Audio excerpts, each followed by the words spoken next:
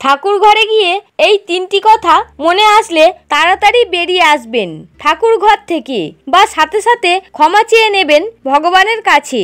না হলে এই অপরাধের ফল ভোগ করতে হবে আপনাকে। জয় শ্রীকৃষ্ণ বন্ধুরা, ঈশ্বর ভক্তি চ্যানেলে আপনাদের সকলকে স্বাগত জানাই। ঠাকুর ঘর অর্থাৎ বাড়ির সবচেয়ে পবিত্র স্থান, যেখানে পবিত্র না হয়ে কখনো প্রবেশ করা যায় না। এই ঠাকুর ঘর এমনই একটি স্থান যার পবিত্রতা ক্ষুণ্ণ হলে তার ফল ভোগ করতে হয় বাড়ির সবাইকে। সম্পূর্ণ বাড়িতে ছড়িয়ে পড়ে নেগেটিভ এনার্জি। তাই ঠাকুর ঘরে প্রবেশ করার সময় নিজের শরীর ও মনকে সম্পূর্ণ পবিত্র করে নিতে হয়। আর যখন এর ব্যতিক্রম হয় বা ঠাকুর ঘরে প্রবেশ করার পরে এই 3টি কথা মাথায় আসে, তখন তাড়াতাড়ি ঠাকুর ঘর থেকে বেরিয়ে এসে ক্ষমা চেয়ে নিতে হয় ভগবানের কাছে। না হলে সেই অপরাধের ফল ভোগ করতে হয় আজীবন। আর কি সেই 3টি কথা তা জানতে পারবেন আজকের ভিডিওটি সম্পূর্ণ দেখলে। তাই ভিডিওটি শুরু করার আগে আপনারা যারা এই চ্যানেলে নতুন তারা অবশ্যই চ্যানেলটি সাবস্ক্রাইব করবেন এবং বেল বাটনে প্রেস করবেন এই রকম আরও অনেক নতুন ভিডিও দেখার জন্য। এবং ভিডিওটি দেখে যদি ভালো লাগে তাহলে অবশ্যই একটি লাইক করবেন এবং কমেন্টে অবশ্যই জয় শ্রীকৃষ্ণ লিখতে ভুলবেন না। এবার চলুন শুরু করা যাক। আমরা সকলেই মানি যে বাড়ির মধ্যে ঠাকুর ঘর অত্যন্ত গুরুত্বপূর্ণ একটি স্থান, যার মধ্যে বাস করেন আমাদের ইষ্ট দেবতা। কারণ ইষ্ট দেবতার কৃপায় আমরা সুখে শান্তিতে জীবন কাটাই। তাই ঠাকুর ঘরে প্রবেশ করার আগে শরীর ও মনকে শুদ্ধ করে নেওয়া উচিত। আর এই 3টি কথা মাথায় এলে ঠাকুর ঘর থেকে তৎক্ষণাৎ বেরিয়ে যাওয়া উচিত এবং ভগবানের কাছে ক্ষমা চেয়ে নেওয়া উচিত। তাহলে সেই 3টি কথা কি, এবার এক এক করে আসুন জানি। 1. কোনো পুরুষ বা নারীর প্রতি শারীরিক চাহিদার কথা মাথায় আসা। পূজা করার সময় আমাদের সুখ দুঃখ বাসনার কথা আমরা ঈশ্বরের কাছে প্রার্থনা হিসাবে রাখি। সেই প্রার্থনা তখনই সফল হয় যখন আমরা একনিষ্ঠ মনে ঈশ্বরের চিন্তা করি। আমাদের শাস্ত্রে আছে, ঈশ্বরের সামনে বসে থাকার সময় কারোর প্রতি কামনা বাসনার মনোভাব রাখা ভীষণ অপরাধ। এতে ঠাকুরের প্রতি অসম্মান করা হয়, যার ফল ভোগ করতে হয় আজীবন। তাই ঠাকুর ঘরে প্রবেশ করার সময় যদি মন বিচলিত হয় আর কারো প্রতি শারীরিক আকর্ষণের চিন্তা মাথায় আসে, তবে তখনই ঠাকুর ঘর থেকে বেরিয়ে এসে ভগবানের কাছে ক্ষমা প্রার্থনা চেয়ে নেওয়া উচিত। আর একইভাবে ঠাকুরের কাছে কখনোই কারোর প্রতি কামনা বাসনার প্রার্থনা রাখাও অপরাধ। এমন প্রার্থনা নিয়ে যারা পুজোয় বসে তাদের প্রতি শনিদেবের অশুভ দৃষ্টি পড়ে, গ্রহদোষ উৎপন্ন হয় এবং এমন ব্যক্তির শারীরিক ক্ষমতা দ্রুত নষ্ট হয়ে যায়। তবে কারোর প্রতি প্রকৃত প্রেম থাকলে সে প্রার্থনা আপনি ঠাকুরকে অবশ্যই জানাতে পারেন। পূজার ঘরে গিয়ে ভগবানের প্রতি প্রেম অনুভব করাই হচ্ছে মুক্তি লাভের একমাত্র পথ। এ কথা শ্রীমদ্ ভাগবত গীতায় ভগবান নিজেই বলেছেন।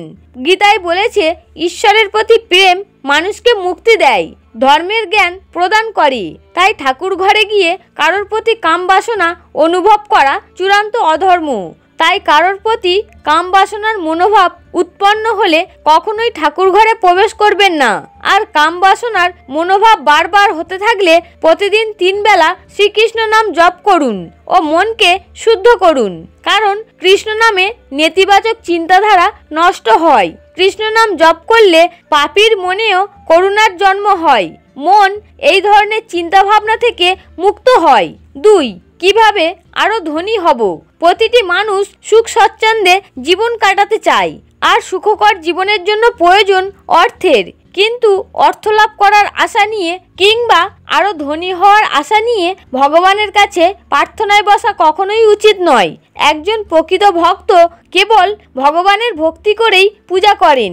এমন ভক্তরা জীবনে ভগবানের আশীর্বাদে সর্বদা প্রয়োজনের অধিক সুখ স্বাচ্ছন্দ্য লাভ করে। কিন্তু যে ব্যক্তি কেবল অর্থ লাভের আশায় ভগবানকে ডাকে বা ঠাকুর ঘরে প্রবেশ করে, তার কখনোই মঙ্গল হয় না। উপরন্তু জীবনে অর্থ কষ্ট দেখা দিতে পারে, ব্যবসায় অবনতি আর জীবনে দুঃখ দুর্দশা আসতে পারে।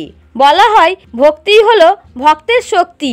তাই কেবল ভক্তিপূর্ণ মনোভাব রাখলে ভগবানের আশীর্বাদ লাভ করা যায়। কেবল অর্থ কিংবা কোনো প্রকার স্বার্থ নিয়ে ভগবানের কাছে যাওয়া উচিত নয়। তাই যদি কখনো ঠাকুর ঘরে প্রবেশ করার সময় এমন মনোভাব উৎপন্ন হয়, তাহলে সেই মুহূর্তে ঠাকুর ঘর থেকে বেরিয়ে আসা উচিত। তারপর মনকে শুদ্ধ করে পুনরায় ঠাকুর ঘরে প্রবেশ করা উচিত।